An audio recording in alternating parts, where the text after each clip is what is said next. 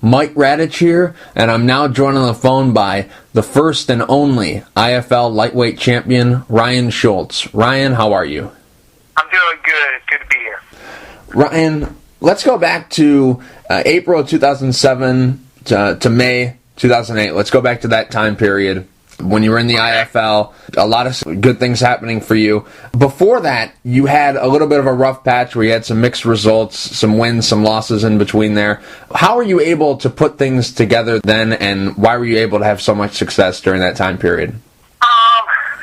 I think I just started figuring out, put my wrestling in it too, you know what I mean? Mm-hmm. I was a wrestler coming in. I think my first 12 fights I never took a shot, so I think I started mixing up the game a little better, getting more well-rounded, you know what I mean? I like to punch, but at that time, before the IFL and stuff, it was a little sloppy, you know what I mean? Like I was winging them and getting hit with shots, so people making me pay. And I think I just learned how to put my game together, and I just think the IFL was a good thing because you had a lot of guys in the room training at the same time. You know what I mean? All in the same mind frame, so you knew people were going to be there. And we didn't really have a problem with that at Quest, but it did help out. You know what I mean? Mm-hmm. One of those fights in there was for the lightweight title. You fought Chris Hordeski in a rematch. I want to ask you about those two fights. I want to ask you about the first one.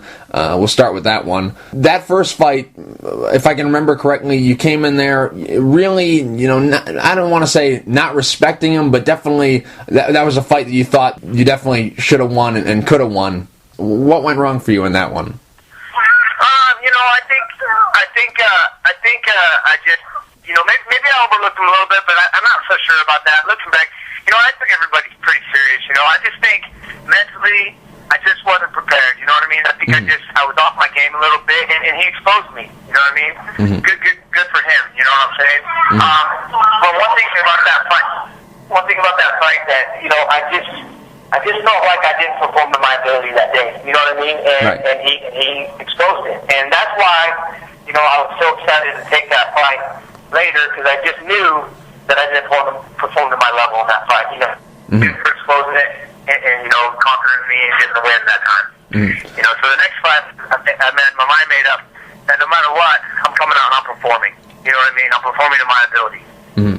At that time, what were you chasing more? Were you chasing the title or a rematch with him? Yeah. Oh, him. Okay. I mean, the title was great and everything like that, but honestly, he was one of my fights that I know I let myself down. Mm-hmm. That's how I felt about it. I had no doubt I was going to win that second fight. No doubt. I was like, I'm going to embarrass him. That was my statement from day one. I was like, no problem. I'm going to crush him. There's no doubt about it. I know what happened in the first fight. And, I know that was my mental game and what I had going on in my world. And I just didn't, like I said, step up to the plate. So I was damned if that was going to happen again. Mm-hmm. And that's why I think it went the way it did. And, like I said, I went out and I did my game plan and I posted. Mm-hmm. Where does that fight rank amongst the fights in your career? Because that was just a brutal beating that you laid on him, trapping one arm behind the back, and then with the free hand that you had, just cranking on his face. Where does that rank amongst your performances? I've had a lot of good fights in my career. I fought a lot of people, man. I fought a lot of different weight classes. I fought, an 8-man tournament one night. That's 3 fights. I've been there with some of the best of them, but that fight definitely is the one everybody talks about. Mm-hmm. You know what I mean? It was a well talked about fight. It made a good highlight reel, and stuff like that. But as far as I go, it was a good fight. I've had some other wars that I feel that were wars to where I felt like they were a little more satisfying. You know what I mean? Mm-hmm. But don't get me wrong, it's fun to get in there and do that and get out without a scratch. You know what I mean? For the most part. Mm-hmm. So for me, it's a good win, and definitely it's the one people talk about. Anytime anybody sees me being that I've been off the page a little bit, that's the one they always talk about. I've seen you fight Hordeski. I've seen that. So that's the one they talk about. Mm-hmm. Is another reason why you're probably not saying that that's your best performance is because you always knew that you could do that to him, and it was just you had to show it the second time around? I'm going to tell you, man, I don't think he was going to beat me no matter what that day. I was pretty confident, and I was pretty ready for that fight. I was excited for that fight. I just felt like there was no doubt. Like, it was one of my fights in my career that when I went into it, I would have been shocked if I lost. Do you know what I mean? Mm-hmm, sure. Sometimes, you're kind of like, your mental game with fighters, sometimes up and down. But this one was just no doubt. It was just no doubt. So I feel like that's, for me, why it was probably one of my better performances. Not necessarily the outcome of the fight and how it went down, was just how mentally tough I was going into the fight. Mm-hmm. and I think that's huge in the sport of MMA. I think, all fighters are getting real good and they're all real technical, but I think the separation now is the mental toughness. Who's going to be on that day in their mind? You know what I mean? And that's kind of what I've been working on lately. Right. More my mental. I work out. Everybody trains in the room, but very few sit there and work their mind all the time. Right.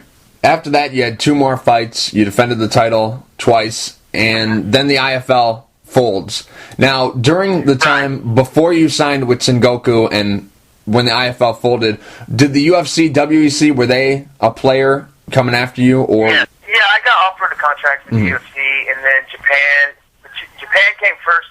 And, at that time, my management was really, really pushing me towards Japan. And kind of that's the decision I went with. Looking back, I'm not sure if that was the right decision, you know what I mean? But it was what I made, and now I'm stuck with that, and it is what it is, And I went over to Japan, and I definitely did not perform to my ability. That was not how I intended it to go, but it is what it is, So was it a mental thing more so in those 3 fights than a physical thing? I mean, I'm not one to make a whole bunch of excuses, man. But I had some issues going on with I have high blood pressure and stuff, and I had some issues going on over there with that. And then I took the Masvidal fight. Shoot, I got knocked out. I'm back in Japan 16 days later, I think, fighting. You know what I mean? So you couldn't even realistically do that in the States. You know what I mean? So I don't know if it was the smartest move on my part.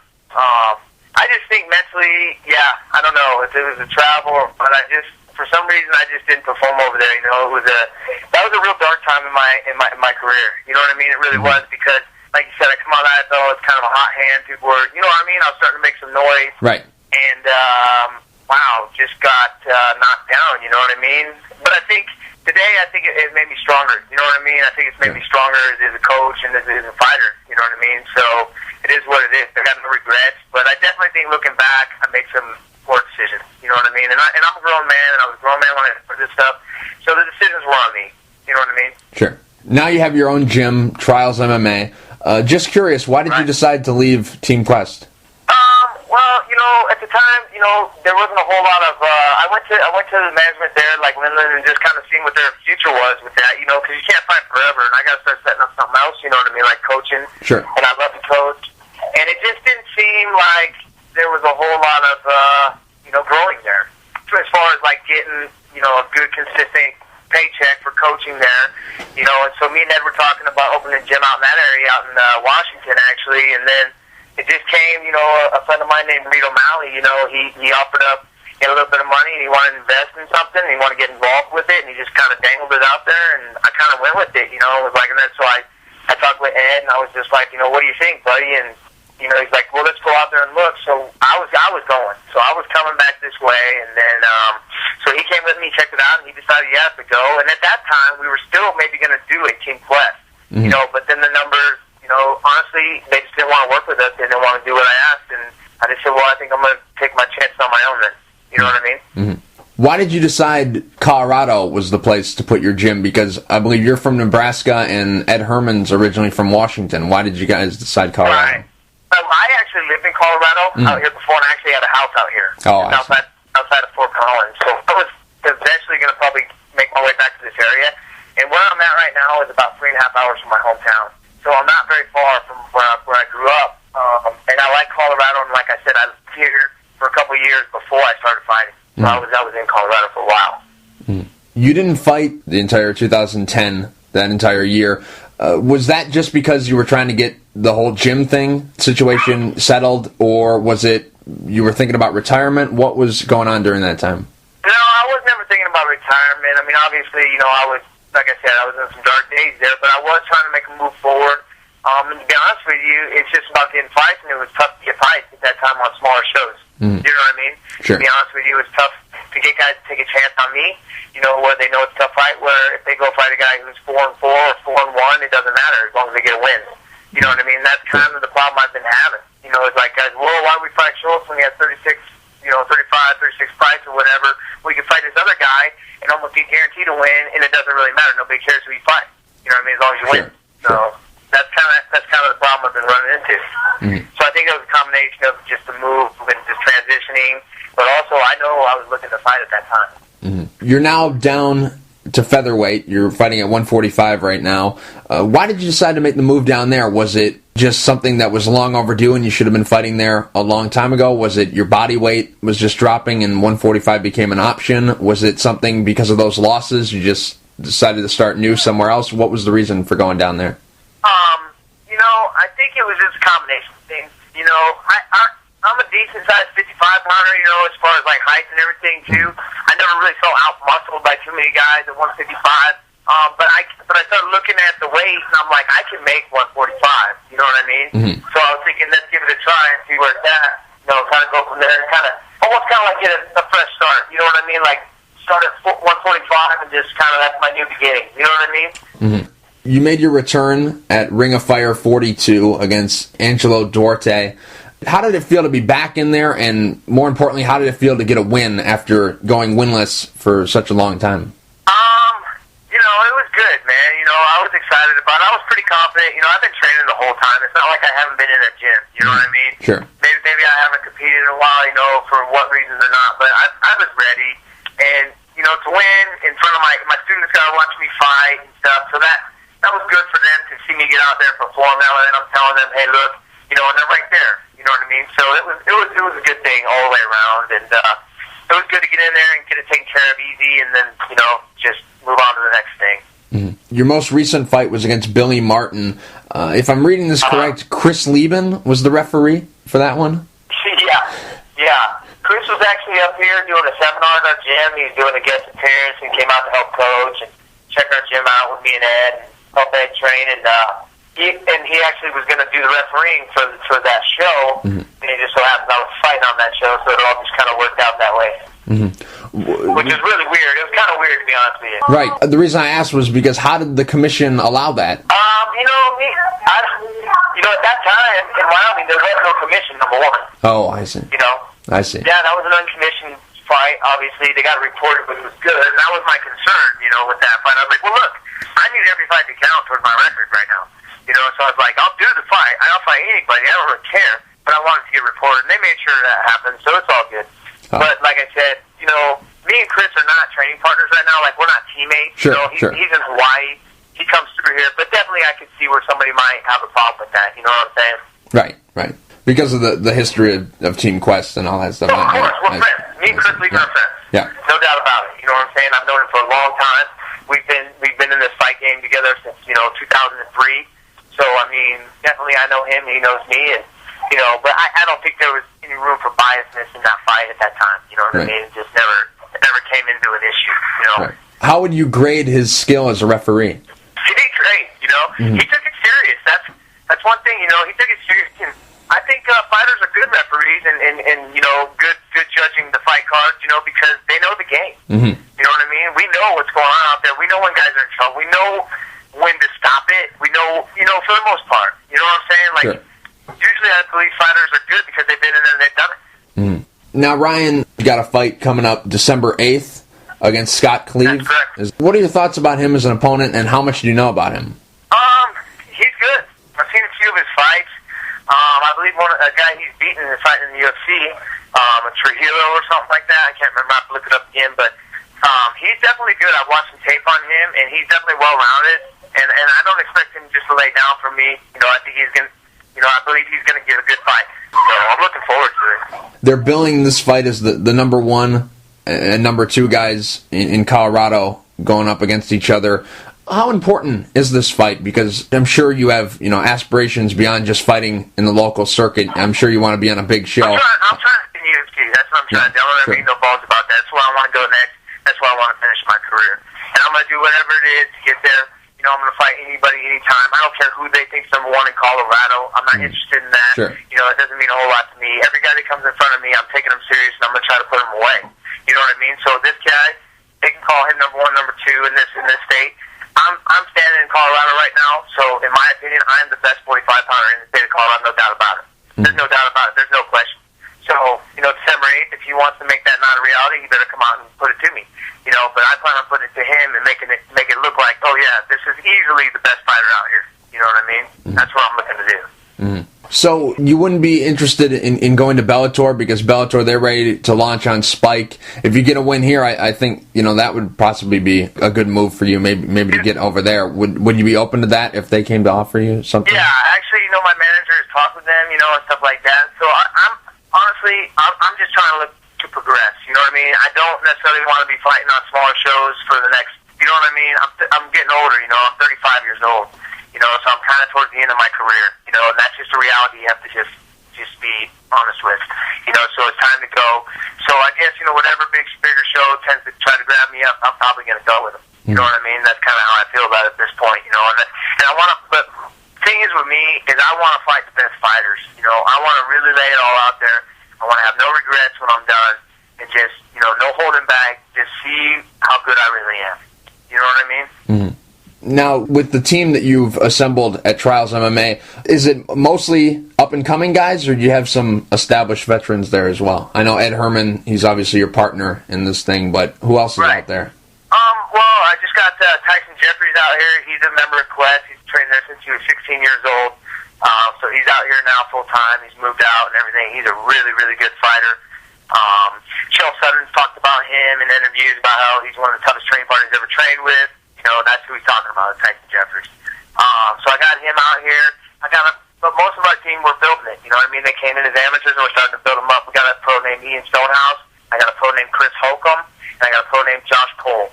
And those three right now are doing real well. And I got a guy named Ryan Scraper, who's going to be coming up. He's still an amateur, but soon he'll be turning pro as well. So we're starting to build it. You know what I mean? I'm trying to build a world-class gym, and I'm not going to stop. That's what I'm trying to do. Mm-hmm. When you're getting ready for your fights, who coaches you? Obviously, you're one of the coaches that coaches the other guys on the team, but when you've got to get ready for your fights, who's coaching you? Ed and Reed, all my guys, Tyson. I take things from everybody, you know what I'm saying? And I've learned in the past, I've had good boxing coaches, Clayton Hires and stuff, and I just remember what they said, and I'll call them now and again and just touch base with things, but for the most part, I'm just working in my room, and I'm just trying to improve myself and keep things sharp, and just constantly just stealing things from guys, you know what I mean? Like, Tyson's worked with tons of camps, he's been a training partner of Clinton's for almost 3 camps or so, maybe more, Bisping. So he's picked up a lot from their instructors too, and he brings it back to my gym, you know what I mean? So it really helps, Last thing, Ryan, I just want to ask you about short-term and long-term goals. First, short-term, is it just to be in a big show again, or is it, to make a run at a title again? Do you want another belt run? Yeah. I got no doubt that there's no doubt in my mind that I'm a threat to anybody at 145. And I think if any fighter out there at 145 would really look at it, I think they would be worried to fight me. I think they would know this is going to be a fight. So there's no, I'm just going to fade out and, I'm just going to kind of do some fights, try to make some money. That's not really my goal. My goal is to give it one more run and give it everything I have and see how good I really am. And I honestly believe I can win a world title. There's no doubt in my mind. Mm-hmm. And long term, have you thought about something? It's to build a world class gym. I love this sport, and I think it's taught me tons. And it stems from wrestling, and it's just about giving back, getting involved with the community. I got a huge kids program that's just awesome. And we got tons of students here, and we're a family gym. We got pro fighters in here, and we conduct ourselves as champions all the time. But it's a fun learning environment, and I just want to see people improve, whether that's to compete or just to get into shape or whatever. You know what I mean? I want to continue to coach the rest of my life. That's kind of what I want to do, is get this gym up and going to where it's talked about as like an ATT or a Team Quest. You know what I mean? Sure. In the future, that's what I want. Sure. That's my overall goal with this.